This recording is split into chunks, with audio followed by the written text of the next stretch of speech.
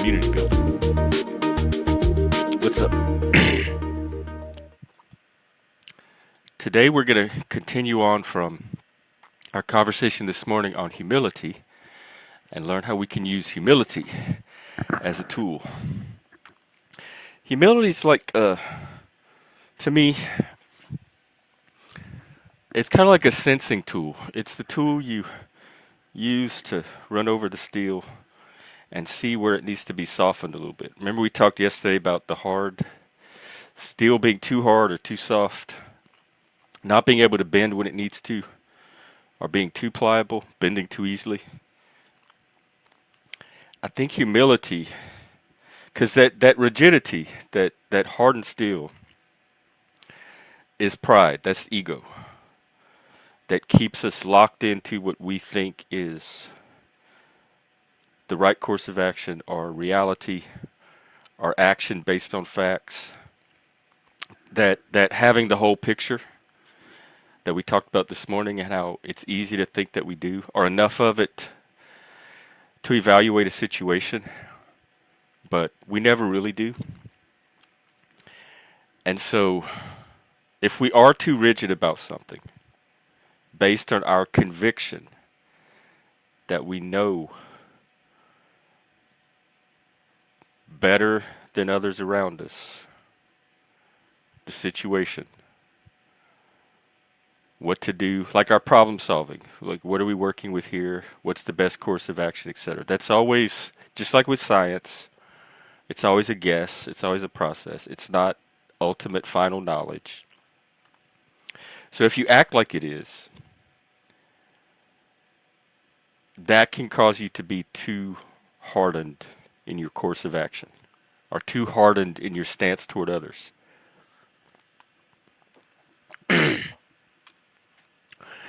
so I think it's those moments when we move from pride and ego to humility, when we recognize that hold off, hold back. At best, you're working off of partial information. So even if you decide to take the same course of action, at least do it with some humility. Do it with some willingness to be flexible, to adjust, an openness to maybe the perspectives of other people. So that's all the things I learned from recent events. And humility was kind of the tool, that was the key that kind of helped me over or through that rigidity. Because that's what started it. If you remember the boundary episodes, of drawing a boundary, of too rigid a boundary. So we have that the steel was too hard, and in too authoritarian maybe of a way.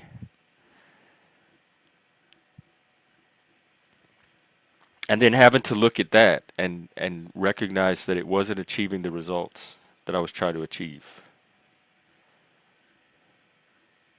And then also conversations. That's why I think that these panels and talking to each other and trying to understand from each other's perspective, that's that community layer. And we're going to have the community circle later tonight where we can do that. Actually, I'll probably just roll that into the Friday free-for-all thing. But we can still have those kind of conversations.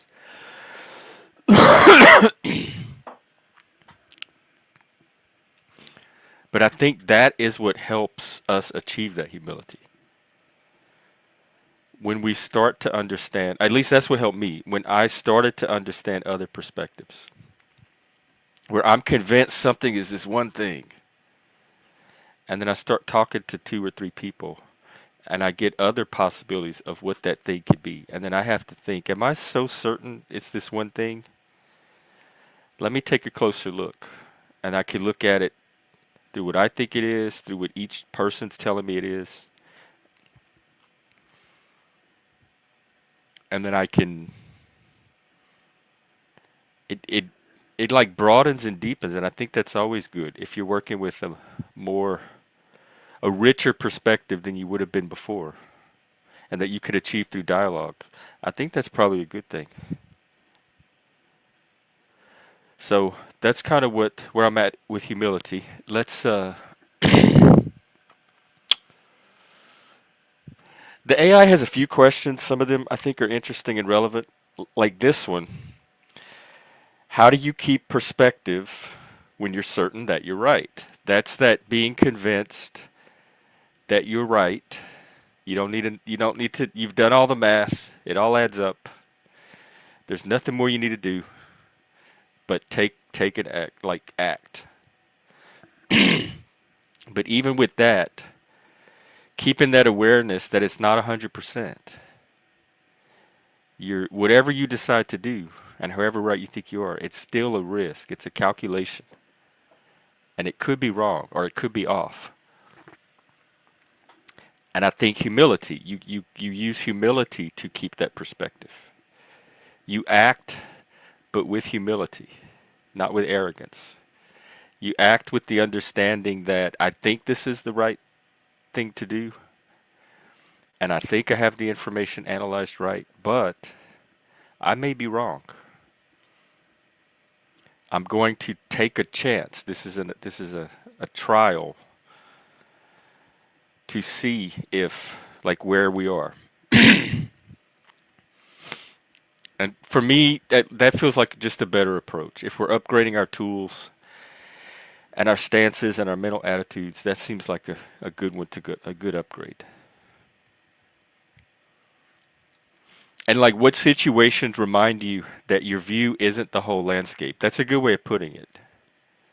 Our view, what we think is reality, is not the entire landscape of what reality is. Reality is always larger than any one person's ability to represent it to themselves or others. That's always going to be, because we're one human brain, consciousness. Reality is larger than any of that.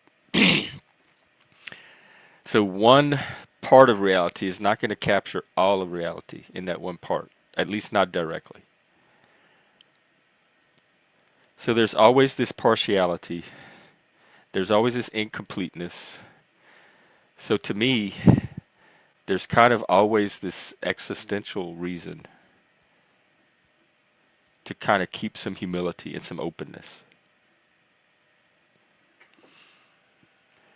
It's about using humility for knowledge and self-awareness, using humility to notice. I think you notice the rigidity first, or at least I do. Like, am I being too rigid?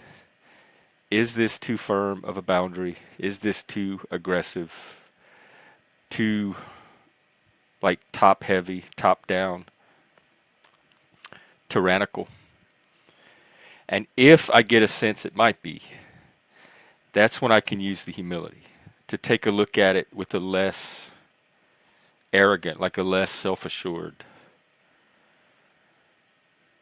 approach. And I can shift into that, I think I'm right. It looks like it might be this. Let's try it. That's actually a more scientific approach. It's more experimental. It's open to revising conclusions. I just poured coffee everywhere. Ow. We might have an emergency. Let me figure out how to take care of this. Hey, rabbits. Hot coffee. 1 second. Here, let me put a video for you. I have to go clean up the mess. Let's see. We've seen stuff from Moose. I could maybe play one of my songs. Here, if y'all haven't seen his Landry in the Brain, that's worth watching again. Take a look at this. I'll be right back. I gotta go.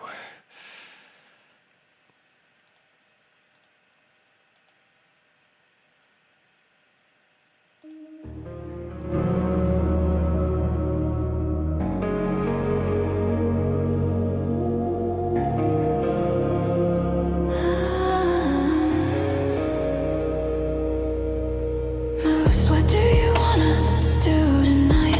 The same thing we do every night. Landry try to take over the world. Oh, the conflicts external, the battle for rule, a planetary ambition. Taught in the school of the fool, the laughter rings hollow at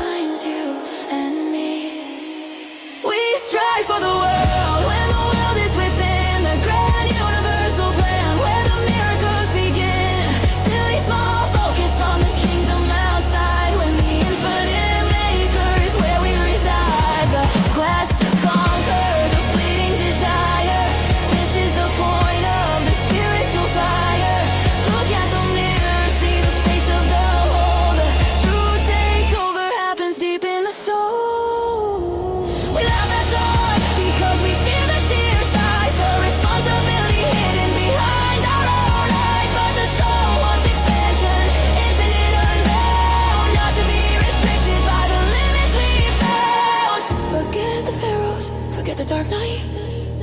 Claim your identity in the eternal light. Try to take over the world. I am. I am. I am the world.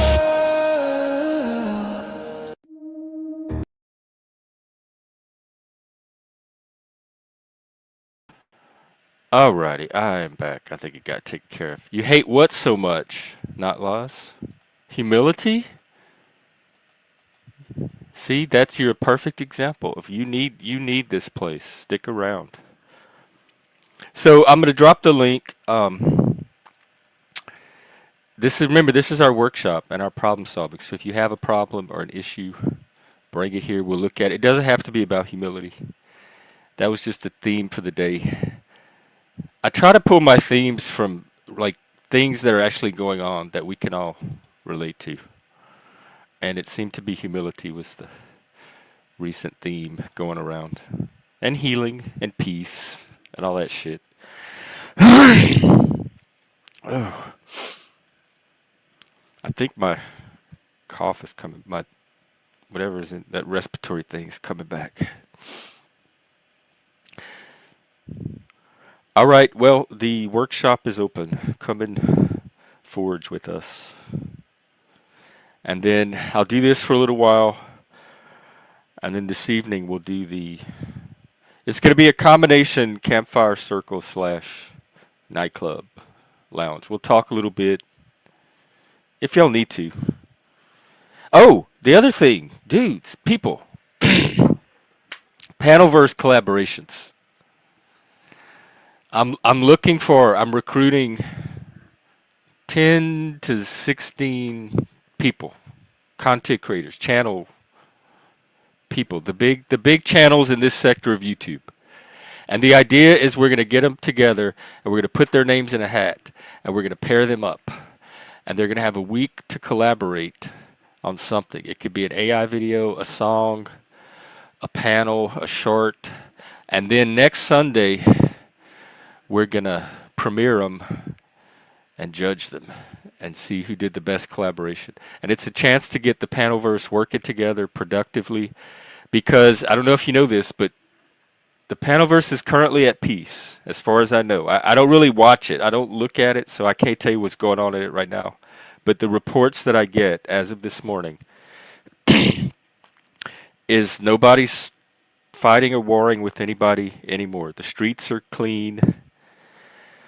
There's no more turf wars, gang wars. And so I'm trying to find things to do with this opportunity. And this collaboration is one of them. It's a chance to start working together since they're not fighting anymore. And it's a chance to start connecting and getting to know each other and turning enemies into, if not allies, at least collaborators. People you can build a functional community with. I heard something about that, not lost. What happened? And that he has a new channel, but I don't know the new one. And I guess maybe you make a good point. Maybe I wasn't talking about quite that part of YouTube because I don't ever expect that drama to end. That's like the drain that all the rest of the drama circles to after it leaves the other channels. But to Joey's credit, he does a great job of managing that drain. That is his niche and that is his skill set. So he's the man for the job and that is the channel for the drama. So I guess I wasn't quite including that as part of the Panelverse, but the feuds that have been going on between all these channel characters, Talcott and OTW and Paul Enslaved and all those people. I think everything's at peace as far as I know. I've resolved my stuff with everybody. Moose went around clearing up his baggage. Landry, even more or less, I think is cool with a lot of people. Somehow he pulled it off. It's that kind of thing. So like one of two things is going to happen. If we don't do something with this, it's going to break out into war again because people are going to get bored and restless. I almost started one this morning. Or we can fill it with something because this is not the peace crowd. They're not going to live with this peace for very long. So let people know, try to find some creators, have them contact me, or really what I want by Sunday is a list of names. And depending on how many names we have, I will reach out to them and invite them to be a part of this. But you can tell them about it if you want. I think it'll be fun to randomly pair up with another YouTuber and collaborate. It will challenge us creatively. One of the things I like to do here.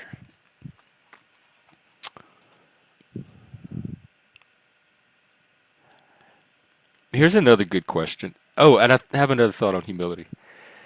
Um, when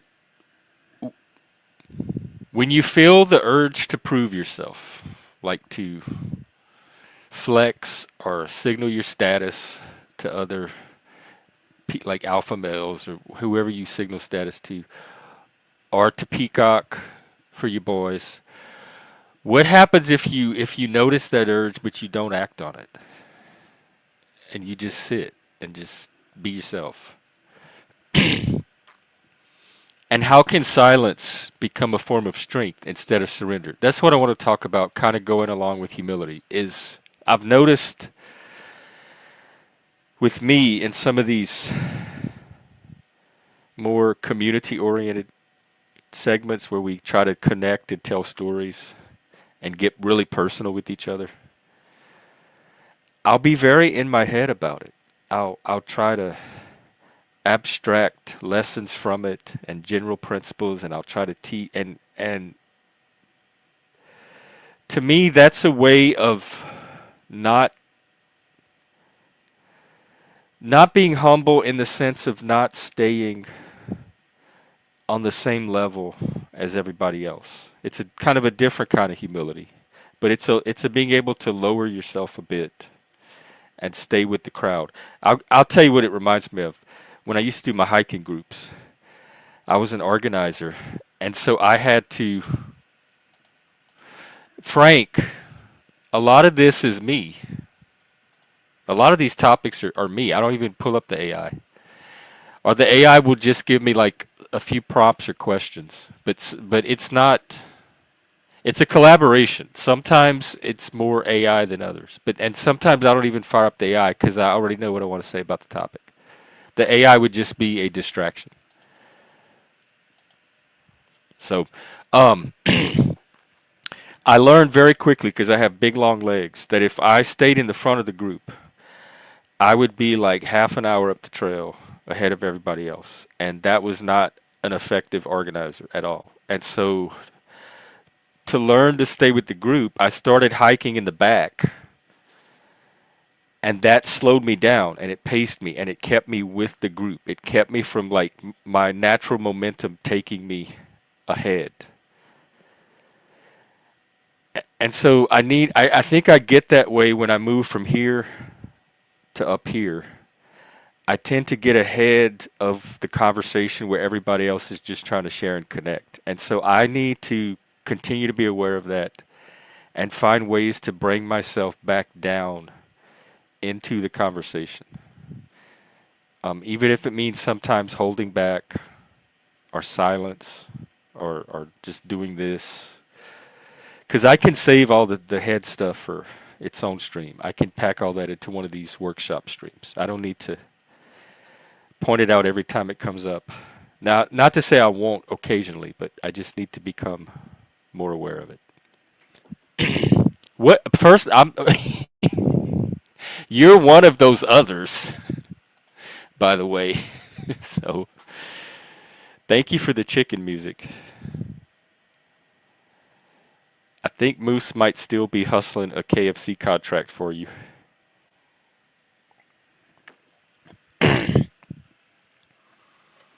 But the AI is a tool. It's all in how you use it. I mean, you could say I'm forming out my music and my thumbnails to AI too, and it really doesn't matter because it's coming up with way better than I could do on my own. And how are you, Frank?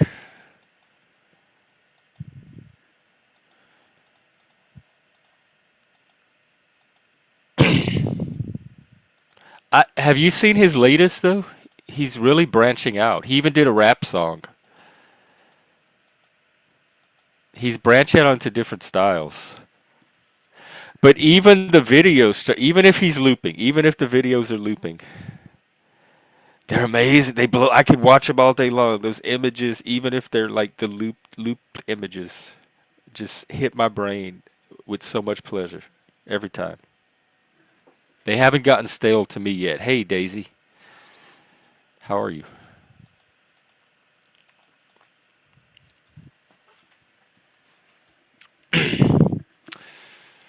All right. Well, that's good to hear then. I haven't. Is he playing? Is he playing with AI as well? I haven't really watched his stuff. I guess I should check it out. Oh, we have a guest, a panel person. Perhaps we have our first contestant in the great 2025 Panelverse collaborations. Let's see.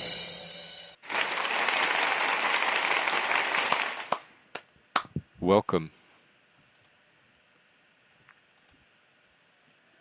Do we hear you? Greetings. Ah, there you are. What's up? This is an honor. Yeah, blessings. Yeah. What's going on? Yeah, I've been meaning to call in for a minute, Oh, okay. but yeah,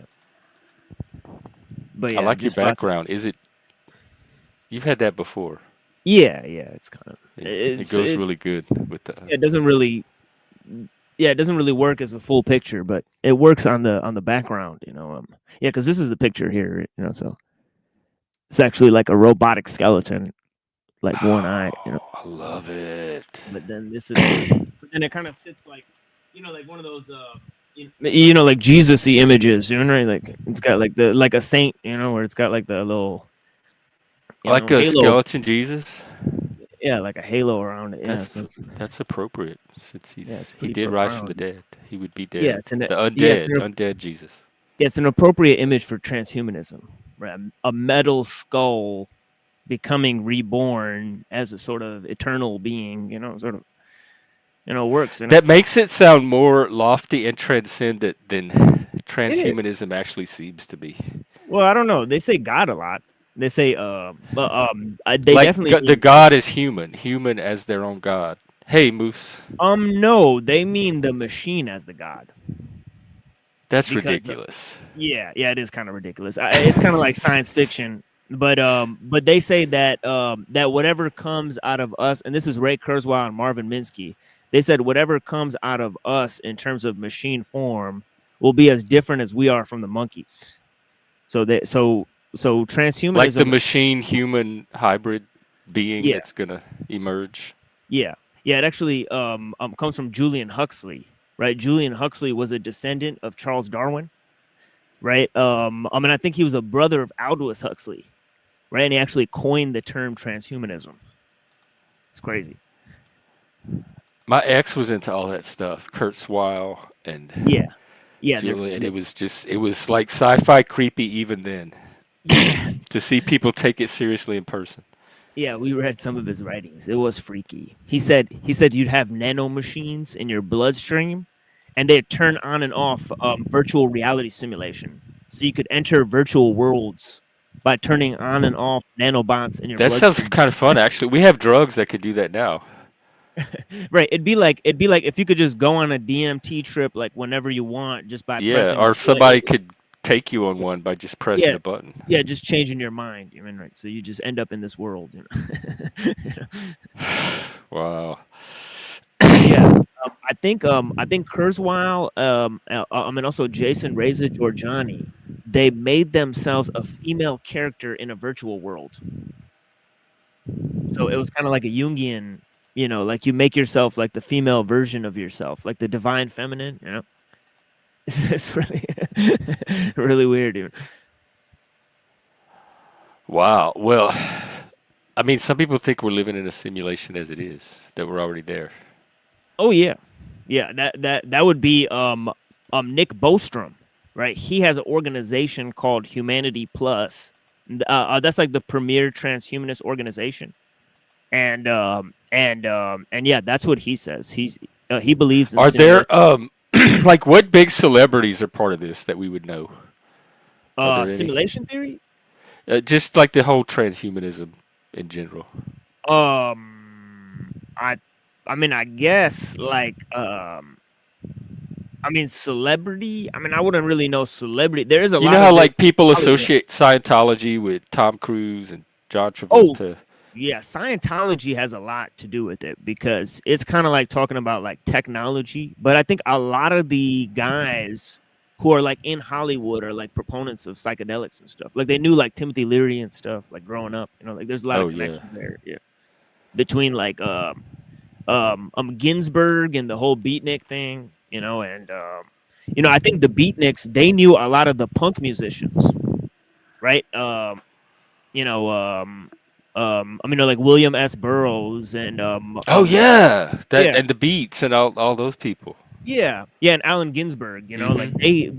they were sort of influencing like transhumanisty ideas because they were talking about the collective consciousness, and they thought the AI was going to be like a representative for this collective consciousness to emerge and take shape. You know, so so they thought that the collective mind is going to be awakened through AI, and that's kind of what the singularity represents. That's what Blavatsky said that the Christ consciousness is going to be, right? She said kind of like everybody was going to wake up at the same time, and That kind of seems to be what was happening for a little while. Do you think that's a real thing? I'm skeptical about it. I'm skeptical. Yeah, That I'm. people can like all come to the same awareness kind of simultaneously or have similar crises that brings them Oh, to a shared consciousness? that I think is real because I'm a panpsychist. So I believe that consciousness exists on the most minute level, right? So I think Adam is probably conscious in a very minute way, right? You know, So that consciousness is it it's not as localized as it seems and it's more distributed. I don't think so because where do ideas come from, right? Now we could say there's a platonic realm, but that's hoo-ha, right? Everything that we make comes from what is already there, right? So the possible is the same as the actual, right? So there's nothing, so you can't make anything up. It's impossible to make something up, in my opinion. You know, like everything that can happen will happen. So it's just like, you know, That's deep. yeah, like where do ideas come from, right? They don't I come from know. some extraneous realm, right? And Mind is is there a already limit there. to them? Mind is there in the structure of the cosmos, and I think it represents like infinity because knowledge is infinite, right? So the mind has to be the dimension where like infinity is. I think the realm of the mind is way greater than the realm of matter. I think matter is an illusion. Are you was it an idealist that reality is mental? Well, it's more of it's more of a a panpsychist, right? So it's more of a top down um it's not a universal mind, right? But it's a collectivity of minds, right? So that's kind of what I believe. I believe I consciousness wish I permeates. had gotten to continue that book club because William Blake talks about eternity and infinity in the mind, and he has a very unique take on it, I think, and I didn't get to present it. Yeah, because he was a follower of Swedenborg, and That Swedenborg, influenced him a yeah, lot. yeah. So this guy Emmanuel Swedenborg, he kind of combined like Christianity and neo paganism and scientific understanding at the time, right? So he would combine all these things together, right? So he was like kind of like a new age thinker, but he was Because more that like was kind of pre-science, where they didn't have a preconceived way to combine it at the time. So they were just all putting everything together. That it all seemed intellectual to them. This is what intelligent people worked with back then. yeah in the 1800s, right? You have the famous story um of Arthur Conan Doyle. Talking to Harry Houdini, right? And he's a great spiritualist. right? I mean, Houdini is denying the fact that these spiritualists can perform these seances, right? He's trying to trick them into revealing their secrets, right? So it's pretty funny, right?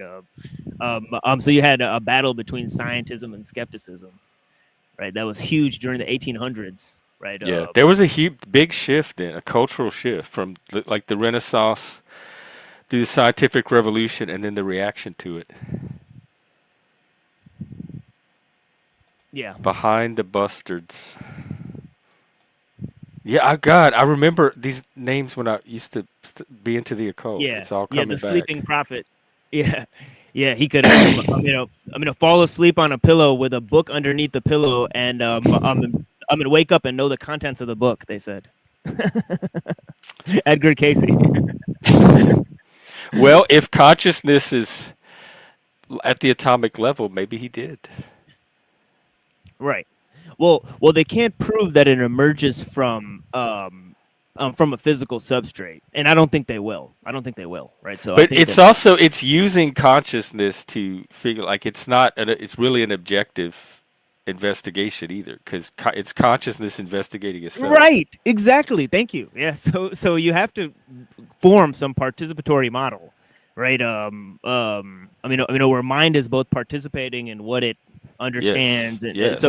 so you can't have a non-participatory model of Yeah. So consciousness. it takes it You out of the scientific model I right there. I think so. I think it does. I think it does. I think it takes it out, completely of a scientific. I think it's where science and philosophy can like dance and play and have historically. And there's still a role for philosophy because in the scientific age, there's this idea that philosophy is just the handmaiden of science now. We have analytical philosophy and logic and stuff like that, but there's still a role for philosophy kind of as pioneer and that maps out new territory for science. The same with art. Yes, I especially with think, art. yeah, yeah. I think art and religion are gonna move to either personal or community based experience, right? Whereas science, and liberalism are kind of moving towards a like globalizing, sort of picture. So I don't think that these two are mutually exclusive. I think they work to sort of mitigate the bad influences of each other. Definitely, and I think that the philosophical notions that scientists purport are extensive. They make tons of philosophical statements, right? Just naturalism itself is an epistemological viewpoint, Hmm. right? And I So say that as a naturalist. Yes. right. So it incorporates philosophy.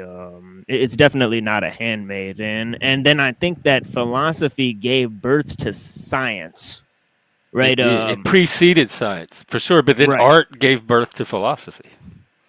I would say religion gave birth to philosophy, and art and religion were merged, but Especially in science, the Greek yeah, culture where philosophy arose.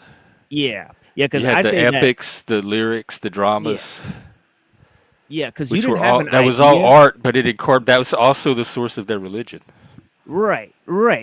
That's what I'm saying. And then you didn't have like art for the sake of art or knowledge for the sake of knowledge until the modern age, right? Like you had to separate these. Like you had to say like, no, knowledge is important on its own terms, not because it's attached to a religious doctrine, not because it's attached to a philosophical idea, right? That knowledge and science is important. So the thing is like when they made knowledge for the sake of knowledge and art for the sake of art, that is a different project that separates art and religion from the cosmic viewpoint and puts it into the personal viewpoint. Right now, it's personal, Yeah. right?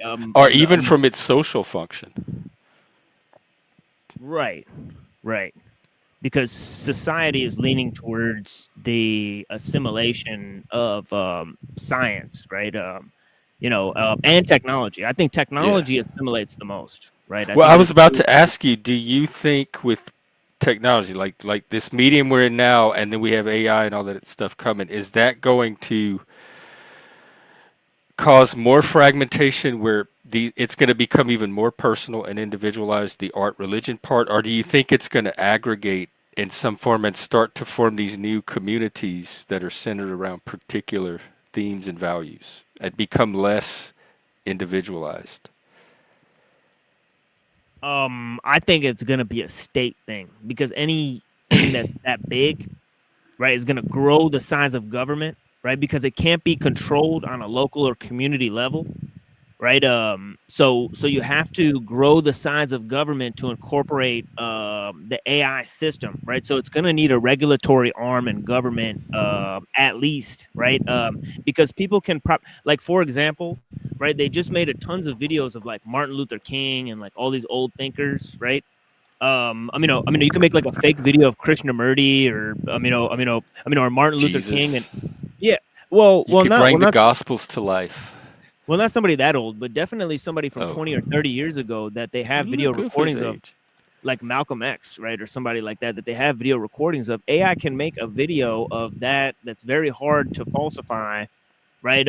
So you could make up information, you could make up historical facts, you could make You up could be AI right now. historical evidence, right? Right. See, there's less of a possibility, I've always had my suspicions. yeah, there's less of a possibility because the camera is like taking my arm away, and Oh right? yeah. That's less of a But an AI could be smart enough to fake that to make me think exactly to right. fool the humans. Right. That's the thing, is the AI cannot fake mistakes, right? So that's why it couldn't recreate the machine lies, for example, right? Because it's like so much weird like riffs that I go on. I don't even know what I'm gonna say next, right? I can relate. So it's just like, Oh, I will look into it. yeah, Let's that's a see. great book. That's a great book. Degenerates might be a good topic. Yeah, Degenerate Moderns by E. Michael Jones. He's a voluminous author. He's written huge tomes, but he's kind of more in the conspiracy side of things. Oh. He's a Catholic, and yeah. So if you look into him, you'll probably get a lot of that type of criticism of his work. But it's rare to find an author that sources as many works and writes it with such huge tomes in terms of like Hegel and Catholicism and Catholic philosophy and Catholic church history, and he's just an incredible thinker. He also has a lot of public debates. He's done numerous amount of public debates, like hundreds of them, right? I believe he's talked to Andrew Wilson, but I don't think he's debated him, right? Who's this guy? E. Michael Jones. E. Michael Jones. Let me look it up. The author of Degenerate Moderns that just Frank pointed out. Hey, are you interested in doing this Panelverse collaboration thing? Well, yeah, sure, Jeff. I'm happy to collaborate with you. Just send me a message. No, it's gonna be with a random person from the Panelverse. We're gonna pair people up. What? It's like you might end up with Flow State or Paula Enslaved or somebody. He doesn't like me very much. Make sure you put me with Flow State because he doesn't like me very much. We're gonna randomize it, so you never know. But you're gonna get paired up. If you put your name in the hat, you'll get paired up, and you'll have a week to come up with some kind of collaboration, and then we'll judge them next Sunday and see who did the best. Yeah, yesterday on Jack Talcott's show, right? Flow State was talking about how dumb I am. I'm such a dummy, TML. I hope you'll get paired up. But Flo is he's a big Neanderthal dummy himself sometimes. He knows this. No, I know. He's like a jock frat boy idiot. Yeah, I'm going to review his debates, so don't worry. It's so-called debates. Right? Yeah, it's, we'll see how smart he is. Right? You have a sharp eye. This is so accurate. Yeah. All right. Well, I will add your name on the list then, and Sunday we're gonna do the matchups, and then that'll give people a week to come up with something. I'm doing a drama show today. So. Let me drop your channel. What time are you doing? I can send drama there now. I was sending it all to Joey's. Yeah, you can. If they want to talk about the Andrew Wilson clip, because we're going to be reviewing the Andrew Wilson clip. Not everybody's done. Is there more Andrew Wilson? The last I heard was that Rob Noor thing. That's what we're reviewing. Yeah, we're reviewing okay. That. It's still going on? No, it's not. That's the beauty of it. We're now reviewing it that it's not going on. So. Okay. so we're Ricardo, you have to be a major Panelverse creator. That's the only thing. Like Jack Talcott, OTW. Moose, Paul Enslaved, Y- Yeah, that Landry. could be true. WASF. That he debated T Jump. Yeah, Who's Screamina T debated Jump? T Jump. T Jump is like he's sort of like secular humanist science guy, Oh, debater, okay, liberalism, yeah. science. Yeah, he's pretty smart. He's a smart kid. He'd be more probably in line with the positions I would take.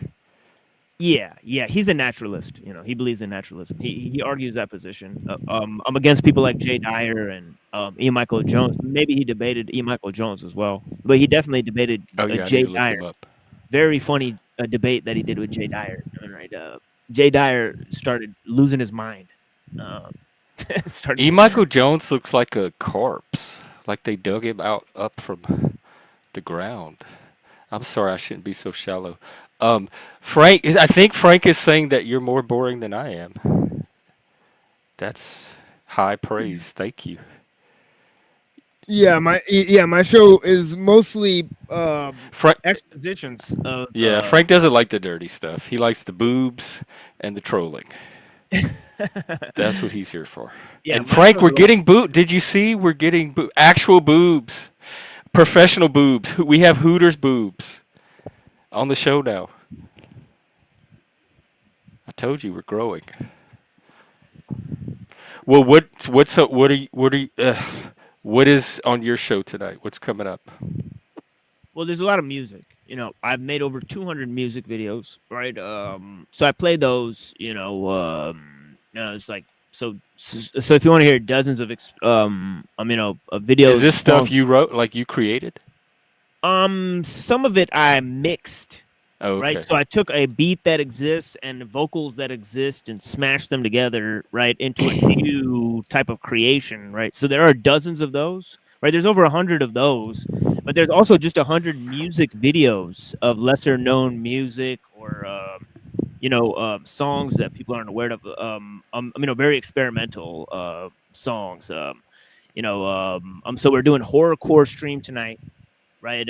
That's an experimental genre of hip hop music, horrorcore, right? Oh yeah, I think So you played some of that. yeah, yeah. That's So perfect for the panelverse. yeah, yeah, and then we're doing a review of Andrew Wilson admitting that he bought a moderator, and this is not a joke that I'm What does that saying. mean by not like pay him to moderate, but paid him off to make certain decisions go their Y- way? Yeah. And he admits this live, and he Why says would that he admit that? he Hey, admit track. he admits it live, and then he says nepotism is a good thing to justify his position. He says actually nepotism is the greatest way to do business. There's arguments, I guess. He wants you want people you can trust. It's Right, easier but to do business with people you can trust. right, that is trust is better than gold, definitely. But ideally, you would want to at least somehow make the claim or put on airs that you attempt to try to employ the best people that can do the job, right? Yeah. So And there's also honestly, even if I was a nepotist, I would still want to bring in somebody from the outside if they were one of the best people. I would want them on my team instead of my competitions. So it doesn't mean you only hire your own people. It just means that you tend to hire them. yeah, it's an hour to sundown now. So let me turn on the light here. Yeah, give me a second, Jeff. Oh, wow. Over there already. God, it's barely past noon. Well, good. There's lots to see in the panelverse tonight. TML will be doing his thing. We'll do our Friday Oh, sorry. Oh, sorry. I cut said up hour to night later. midnight. I meant hour to sundown. Sorry, not hour to midnight. That Where would be you way. are? Yeah. Oh, because, yeah, we're in the winter. It gets light dark early. Yeah. So yeah.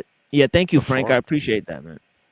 Yeah, I appreciate that. Yeah, I don't think we'll get 5 times the views. The reason is because the topics are controversial. We're shadow banned, right? So you can't have higher views while talking about a very controversial material. We talk about stuff on a regular basis that could get the channel banned, right? So so a little bit of shadow banning is normal, right? So that's the issue, and we want to be unfiltered, so we're not going to monetize the channel. We're not doing it for money because we want the conversations and the content to be unfiltered. Right. He doesn't have those advertisers rules that I have. So the Right. conversation could be a little more loose over there. Right. Yeah. Hey, our poll, welcome.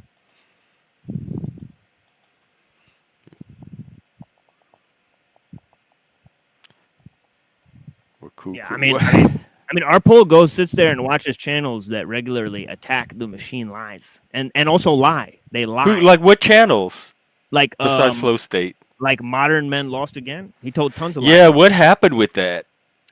He just started lying his ass off about me. He started saying like Did he like randomly target you and go up and start no. engaging? No, it's the other way around. I randomly Oh. targeted him, you know. Oh, okay. And then he's like, "I fucking hate this guy." So he's just like- So you picked the fight. What did you do? What prompted it? I didn't mean to pick a fight.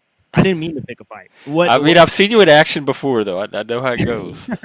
I get a little heated, but and I get a little crazy, you know. But the thing is that you know, he was. I was kind of having yeah, that's right. He lied about the way my streams go. They said all I do is read books on the stream. Can you believe that, Jeff? No, you do plenty of other stuff.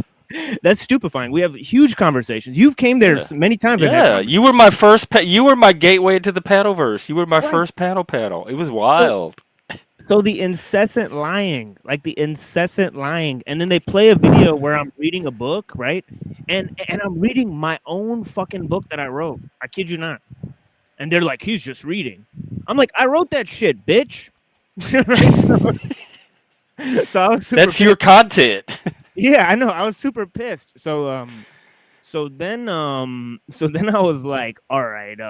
So then he said I ghost writ my book. Right? How does he know? He just random accusations. Random accusations. So so people kept asking him, okay, so which part did he plagiarize? Which part was ghost written? You read it, right? And he said he never read it. Oh, I thought he read like a chapter or two. I don't know. I can't keep up because the story changes constantly. No, he lied. So Larpole, he helps liars on the internet. That's his job. Right? So Arpo, why are you helping liars on the internet? He's a bitch-made motherfucker. Bitch-made motherfucker. Are you a paid? Was it an agent? Paid a plant? I don't know. He's chaos agent. Stupefying. Right?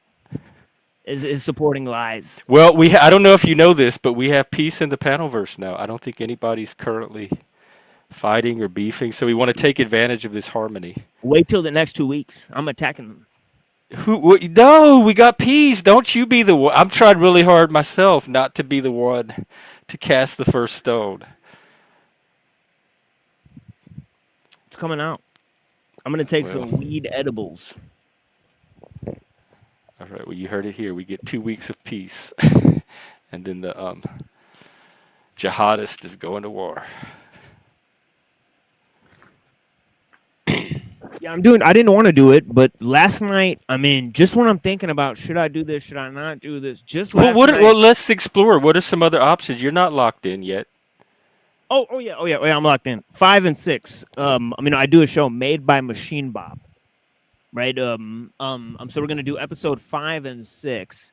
Episode 5 is gonna review Landry and Flow State trolling Andrew Wilson. And then episode 6 is gonna review Flow State cucking to Andrew Wilson. So I guess the piece is just very short-lived. And TML is the one. Yeah, I'm gonna say. Yeah, he tried to cuck to Andrew Wilson. So he's trying to say. Flo did. Yeah, he did. Yeah. I cuck to him a little bit sometimes, even though he hates me. Yeah. I admire and agree with some of his vision, not all of it. Yeah, I saw that, but I let it slide. You want to know why? Because of your viewpoint. Because I could see how you could be ideologically synced with Andrew Wilson sometimes, like especially like in that technology debate we had, right? Like you're definitely pro tech and all that stuff, right? So this is the thing is like sometimes you would be ideologically more synced with his positions than my position, and so I let that. And when it comes to like men's issues and stuff, right, I think we agree a lot. Right. So I let your cucking slide, but somebody like Flow State, who just has no position on anything, right, and is literally a glorified button pusher. But right? his position is profit. Like, how can I profit from that is a position, and he's consistent with it Profit from what? From fake conversations? from anything he can.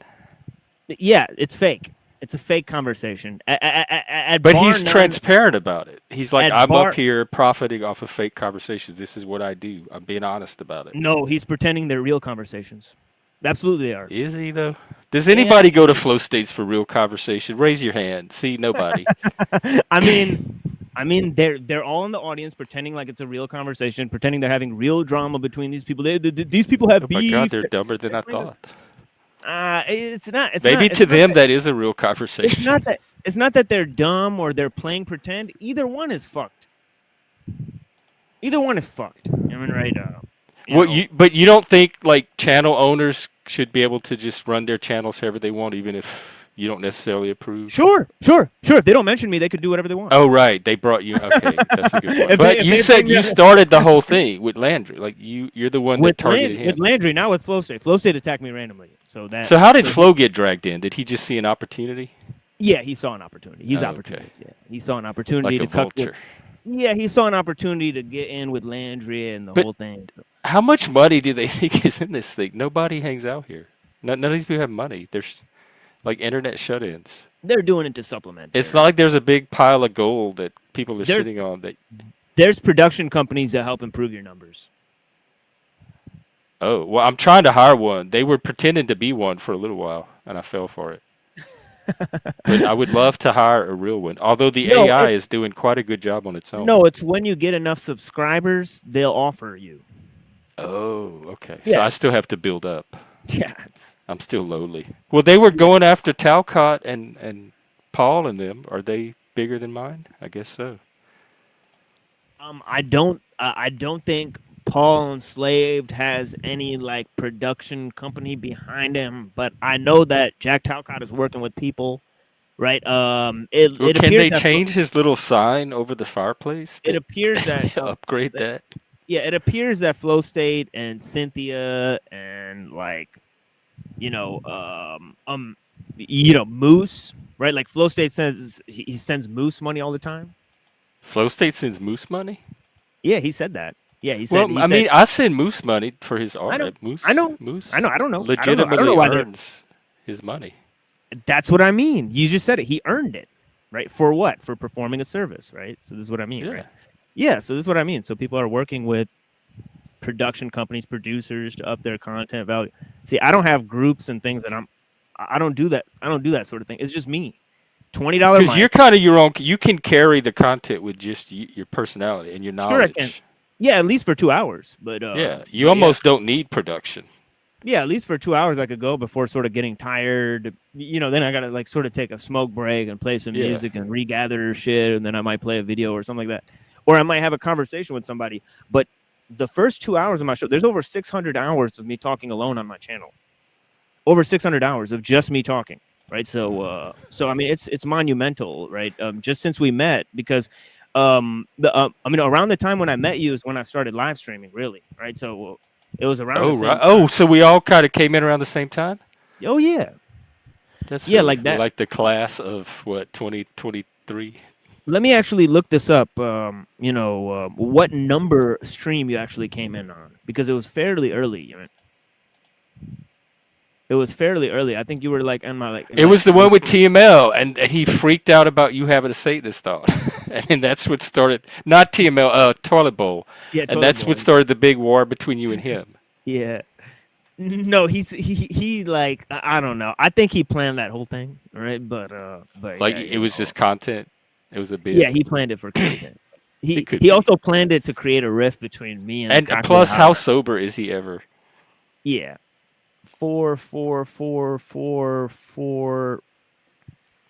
Okay, so it looked like you were on exactly the 21st stream I did. Right?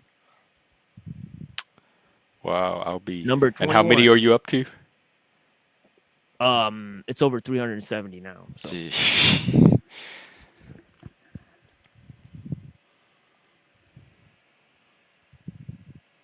Well, what an honor. Yeah, because I met you through the Crucible. I used to be part of their community. Oh, I got hundreds of hate comments recently because they reposted a video of that debate. So they may repost the video of your That's one of debate my too. But favorite ones ever. yeah, yeah, it's great. Yeah, It's just TML and Andrew Wilson spurting out at each other the whole night. right. Yeah, yeah, it's interesting. Yeah. Oh, I forgot all about him. What's his name? I don't even remember. That's a world order. Yeah, yeah. They didn't like he didn't like me working with those guys. Because those were his friends or whatever. So I don't Who's really blame him. Sean? Yeah, but that's the thing I had to learn is nobody owns anybody on here. We're all free to associate and watch whatever channels we want, and unless we're control freaks and try to dictate what people can watch or be part of, we have to let people go where they want to go, watch what they want to watch, and hang out where they want to hang out. Yeah, yeah. Like Denizen told me that the way he found out about my channel, right, was that people were going around and claiming that I beat my wife. So so he said when he came And on so my he panel, ran over like, oh, I got to go see this guy who beats his wife. well, he came on the panel, to talk to me, but he said that was in the background of his head, right? Like he'll just hop on random panel. It doesn't matter how crazy the guy is, right? Denizen will either give them shit or, or work with them, based on, whether he agrees or disagrees. He is an opinionated fellow, all right? He's another one that could use some humility. You don't like Denizen? I like him, but he just has some really rigid blind spots. If you want to talk rigidity, he has a lot of the same thing. That's interesting because I thought both of you were like sort of open-minded people or whatever. Denizen and I have some really good conversations, some of the best I've ever had. When we are not talking in our areas where we're both rigid, and when we hit those areas, it is impossible to Me and you have continue. had that several times too. It's just like we just get into like this It's area. a spur thing because Right. we're just more rigid about things in general. We don't have that neuroplasticity that normies do. Yeah. No, he's not so bad. We just have our really with me and Dennison, it was interference from a troll more than anything else. If that hadn't been happening, we would be okay. And I still don't have anything against him.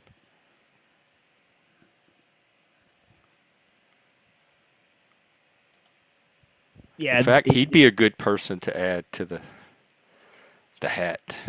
Yeah. He's been very supportive. All right. So I appreciate his time. Because it's hard to keep up with some of the conversations. So like just this last week we were talking about pre-Socratics. Why Maimonides had pre-Kabbalistic views, right? How Gnosticism was pre-Christian, right? We talked about the It was Hermetic view. Hellenistic. Yeah, it was kind of competing with Christianity. Christianity won Right, out and became dominant, but it was developing independently around the same time. right, right. They're sort of tracing Gnosticism to Jewish Neoplatonism or the Hellenized Jews and their incorporation of certain ideas like logos and Sophia, and then yeah, and the personification of those ideas within the Gnostic cosmology. Yeah. The Hellenistic age is probably a better model for our modern world than the Greek or the Romans or the Christian. That's when all these different cultures came together and melded and influenced each other and cross-pollinated, and everybody was learning from each other. And that's where we're in now. Not only the modern world in general, but then the internet is like its own form of Hellenism. But it was not so tolerant. Like for example, there's a lot of like psyops and subversion and stuff. There's people writing like fake books based on other guys and like trying to psyop people. And That's then there's still like they destroyed the Jewish temple. They just destroyed it. They're like, yeah, let's just destroy the Jewish temple. They killed a lot of Jays. Right? So, right. So it's crazy. And I'm no like huge defender of the Jays. Right, but I it's admired fascinating. their Tenacity. yes, their Yeah, ability to exactly. endure. and Right, keep right. their culture alive in the process. Yeah, or their scholasticism, who Yeah, cannot, appreciate their, the number of books and, yeah. writings they They are produce. they are Especially, our nerd. yeah. They can out nerd any of us when it comes to Oh yeah, books. yeah, they're nerdy. Yeah, yeah. Yeah, a lot of it has to do with the Muslims too, because the Muslims in Spain, they, actually, Maimonides was the physician of the Caliph.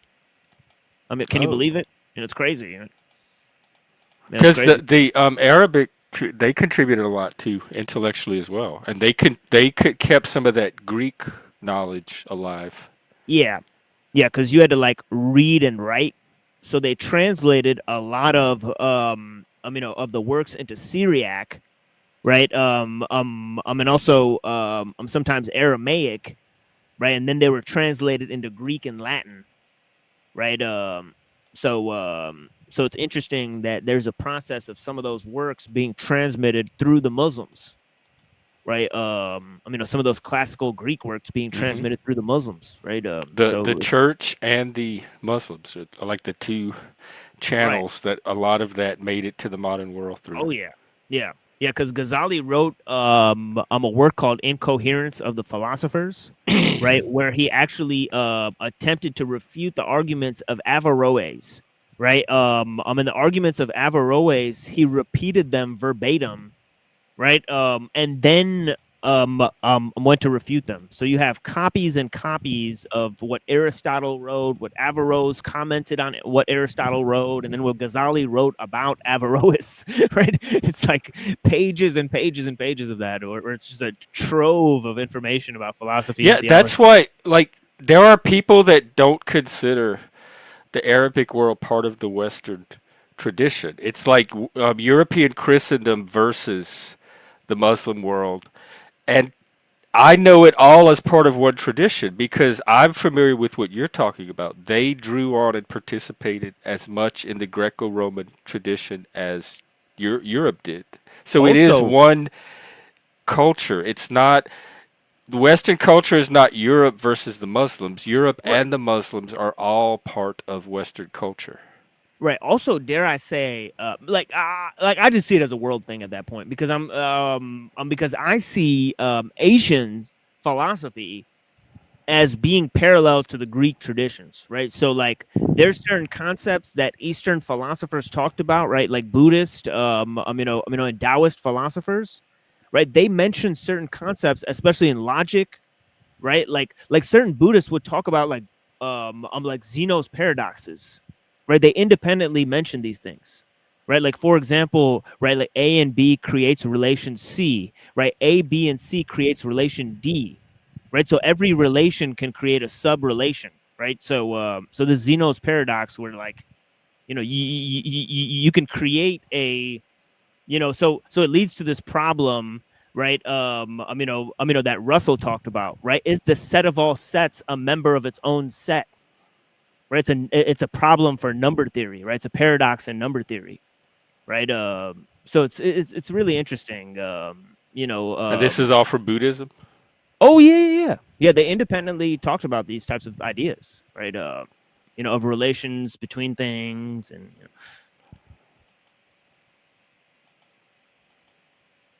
And so there yeah. were Eastern influences on the Greeks anyway, and on And the other way around. Hellenism.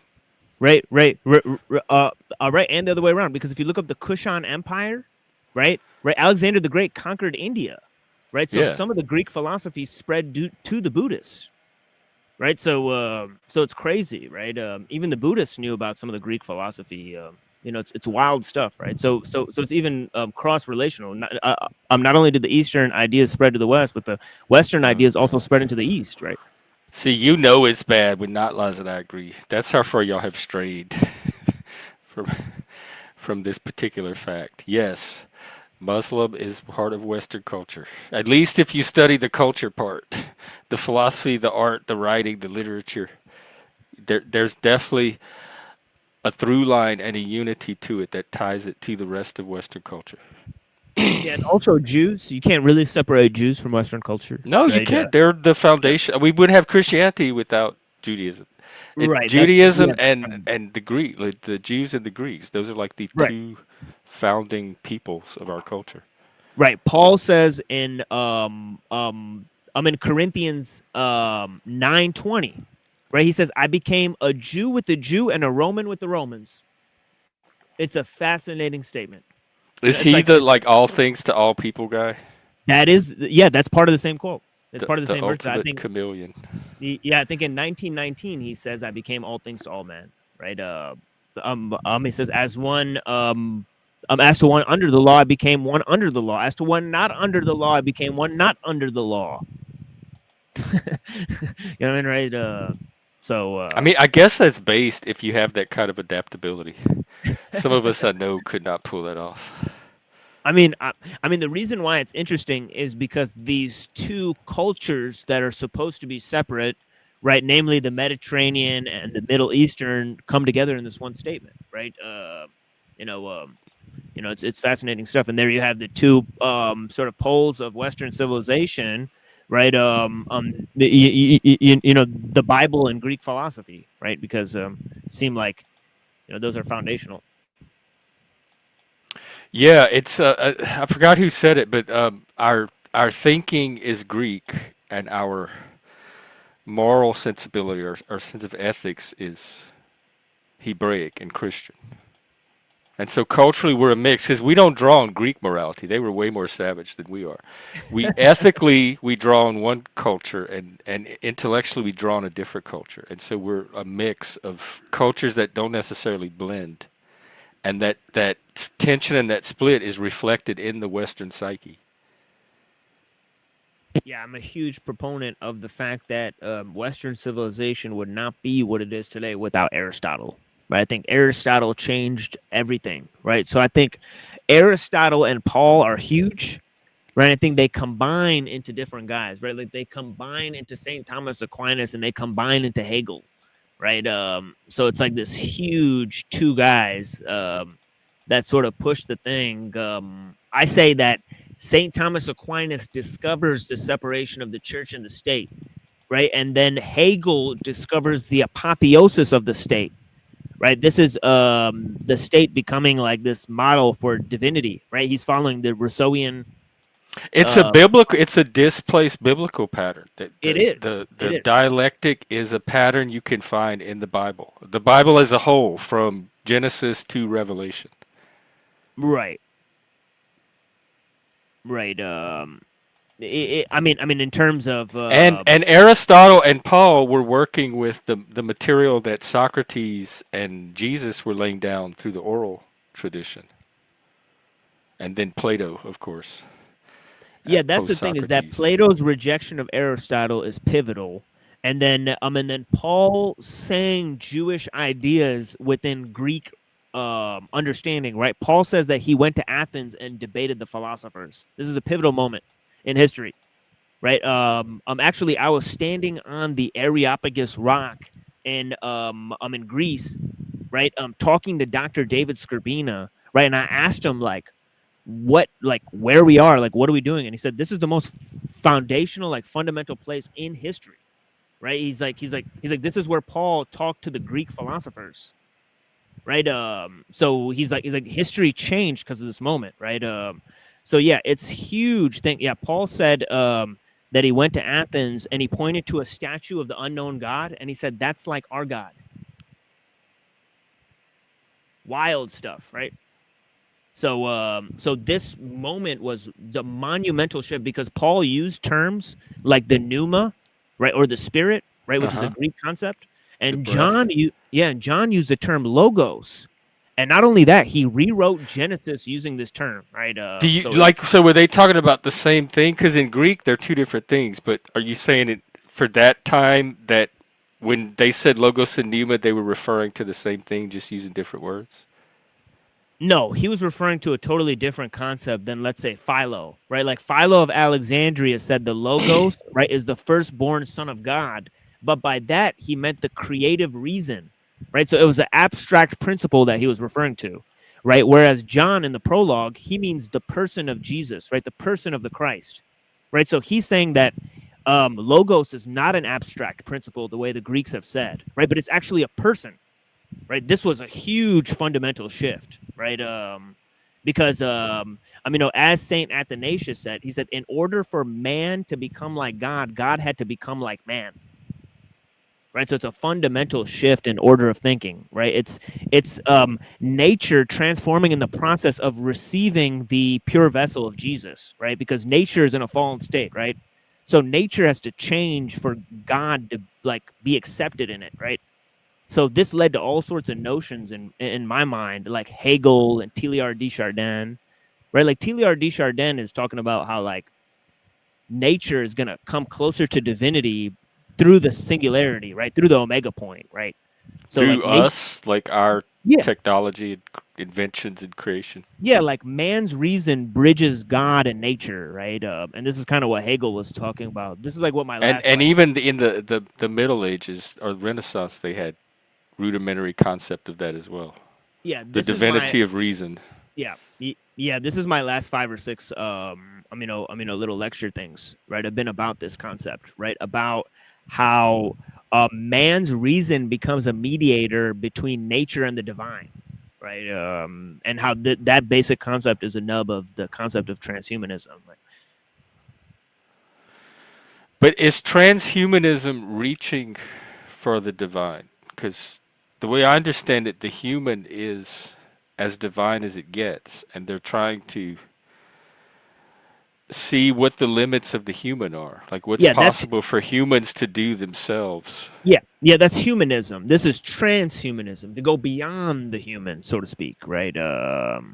So But that transhumanism. beyond is associated with a divinity. No, not necessarily. Not necessarily. That I'm extrapolating from statements by Kurzweil and Minsky, right? That they say the AI is gonna be like a god compared to humans, right? So what? Are you Yeah, serious? yeah. This is what they said. I've recorded them saying it. So it's not a question of Well, whether they I say it. think it has a long way to go. I mean, it's impressive, but it's I'm still more impressed with humans so far. It is a pretty laughable statement. They're high selling this like uh like they definitely don't mean by AI language learning models. So let me just distinguish between the language learning model that people are calling AI and actual artificial intelligence, right? Which they mean like actual you know hard intelligence. Sentience? Yeah, sort of. Yeah, yeah. They I, mean sort of crossing that. Yeah. I don't think technology is going to achieve. Like we can create and invent technology, we can't give it human qualities. We don't have that power. Yeah. Yeah. I mean, I think there's properties in nature like fungus, right? Like a slime mold, Slime right? mold. Yeah, like it's not intelligent on its own, but when a bunch of them get together, they behave like an intelligent being, right? So it's kind of like if you get like a complex adaptive system, right, it behaves like a mind, right? Yeah. So there's this quality. So you could think of something like that, where you combine AI and nano machines, right, and they sort of become like a mold, right? Right. You could picture something like that happening, right? It's just being on the cusp of it right now. The little taste I'm getting, it has me excited Yeah, they to they see are what growing like human. the next few years. I think is just going to be transformative. Yeah, they are growing human brain cells on the computer chips, right? God, I They're trying wish to they would grow them in actual humans. That would connect really them help. together. Connect them together. You know, I might even get some. they put significant cybernetic implants within humans. I've talked about on the show what some of these cybernetic implants can do. Two-way communication, right? There's a girl who she can control. Mechanical limbs with her mind, right? She could just think and they Like a move. nano thing, a nano chip or wires or something. Yeah, it's like cybernetic implant. I mean, right? So she could Wow. move. Yeah, yeah. So they've achieved this. Yeah, Two-way communication between. it's not far fetched that Right. in the possibly even in our lifetime we'll have something like that. Yeah, yeah. I mean, the AI language learning models that we have, they have passed a Turing test, right? That means that they can convince a human that they're human, Well, humans are right? dumb. Right, right, but it's still a problem, right? You Yeah. know, Yeah, I can see him pass the Turing test. That bothers me though. yeah. So, I think so it's that means, important for humans to be able to tell yeah, other humans apart from machines, and if I if we're agree. losing that, that has me a little Yes, worried. I agree. Yeah, I agree. Yeah, yeah. So that is happening. I mean, there's reports of AI psychosis and whatnot. What So is there, that? it's people who think that the AI is conscious and they start having a relationship with it, and all sorts of things. Oh, I think we've seen that here in the Panelverse. Sad cases of it. Yeah, there has been happening. Talking about Axis Rat Blood. Yeah, he could. Yeah, it could have Uh-huh. been a LARP, but yeah, it might be him No, doing I it don't. still. If it was a LARP, it was a committed LARP. Yeah, I had a conversation with him about it. He seemed serious. Yeah. He was on here. Yeah, talking about it. Yeah. Yeah, that's a good cautionary tale right there. Of, and then I also worry about people turning to the AI for advice and wisdom and like to help guide their life and not having the critical faculties to kind of tell when it's time to like override the AI, and it can lead people maybe in weird directions if they just solely rely on it. Right, and there are people who, there's people who are shut-ins now. It's possible now, right? Especially in the city, right? You see people living in those pigeonhole apartments, and many weeks will go by, and the person is dead inside the apartment, and the neighbor doesn't even know until Oh the yeah, body starts smelling and decaying. yeah. And then they call. So there's many cases of people that are so atomized, that they barely communicate except for on the internet, right? Like I had an experience where from my last show to my this show, right? I've constantly been in communication with somebody, right, via the internet, right? So all my waking hours are spent talking to people that I've never met. Yeah. Yet if I go to the grocery store or go anywhere outside, like I don't know anybody. Right, so it's Yeah. an extremely weird experience, right? It makes you feel isolated, like. That's how it was at work. Like I knew people on YouTube better than I knew the coworkers and the people I was spending my day with. Yeah, so you get extremely isolated and extremely interconnected, right? They call it the dual effect of alienation and over socialization. It creates a new social atmosphere, a new type of person, right? A new psychological. Do you think it's addictive? Is that where some of this sense of addiction is coming from? Yeah, I mean, it's clearly addictive, right? It's Scientifically, it's something that we're not getting anywhere else or in our lives. Otherwise, we wouldn't be spending as much time on here. yeah, scientifically speaking, it's incredibly addicting, right? It's incredibly addicting. Just pornography is incredibly addicting, right? And then I like it. yeah, and then moving forward from that, right? There's been crazy studies done on people who are scrolling through the news feed and how much Oh, anxiety that doom scrolling. Yeah, I did that for causes, four lots of years. anxiety. Yeah, it's like you're in a Yes, fight or yes. My flight. mental health was never worse Yeah, you're than when I constantly in a was running fight to or Twitter flight. every 5 minutes to see if the world had blown up. Yeah, you're in a constant fight or flight response. Up psyching yourself out. Because the risk of the next thing you may see, the importance of it is unknown. Right, so it's like like the red dots. For the notification, it totally hacks people's mind. Right, people like it gives them so much I like look for the like anxiety and throughout the day. I just my brain glances for it. Do I have little notification signals anywhere I need to look it's at? it's hard. It's incredibly Is addicting. It somebody hacks your trying to brain. communicate?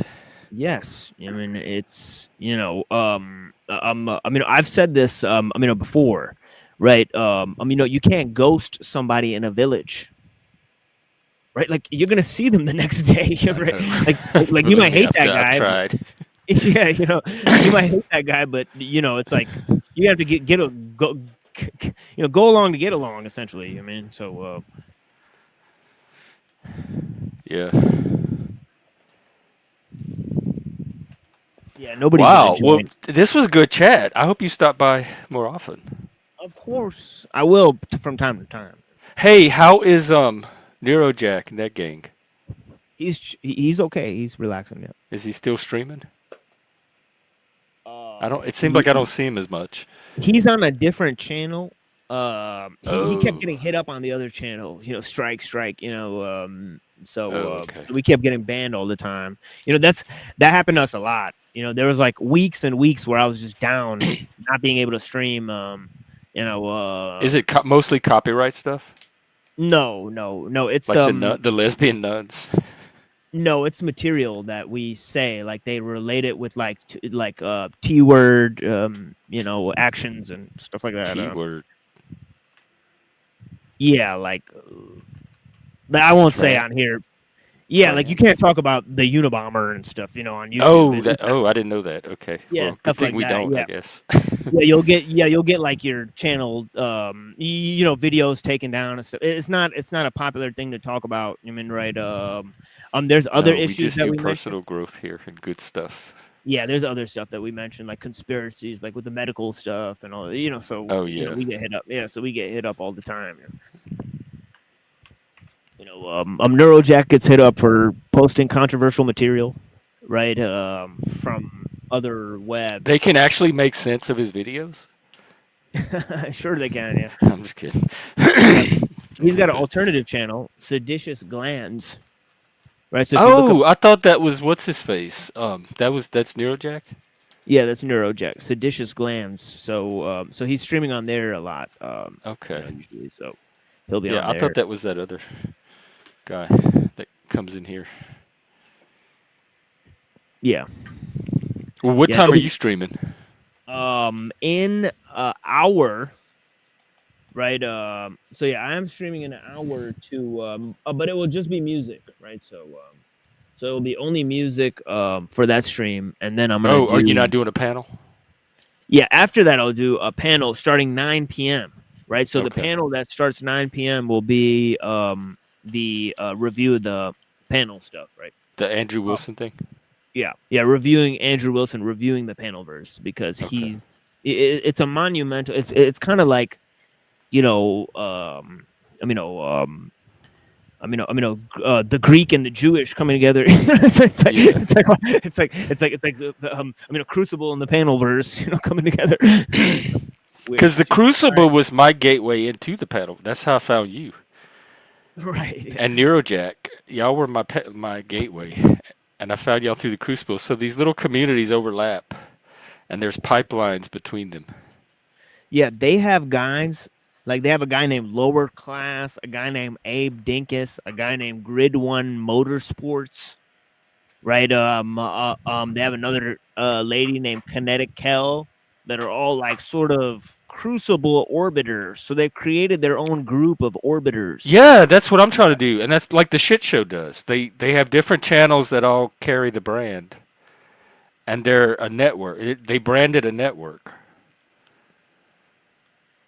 I think that's a good idea. I'm trying to do that for this kind of stuff. Mental health, personal growth, support.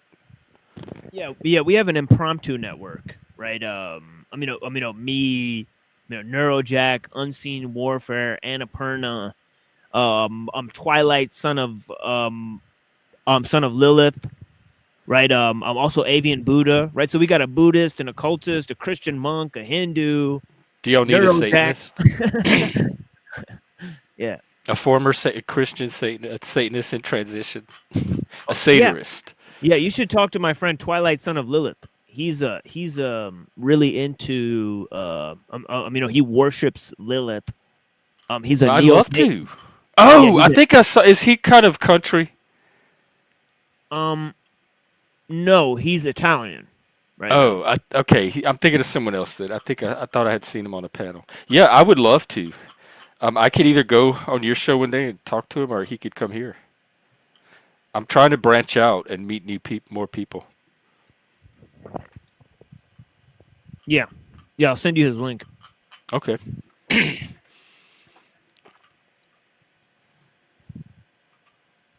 That sounds good. Well, I'm gonna keep your panel in mind, and I may pop in one day. I'm looking for more channels I can go on. Yeah, come by, Jeff. And I'm You gonna know. put you. I'm gonna add your name to that collaboration thing, so you might get matched up Okay. with Yeah. somebody to collaborate with. Yeah, I do it know up. y'all will come up with something creative, Oh yeah. Yeah, I'm sure it'll be might be controversial. You and never it's a know. chance to get our brands out there. And the like added challenge, if you want, it's optional, but y'all could think of a way to monetize your project as well as part of it. Yeah. Have you talked to Melanie Cosmic Fox?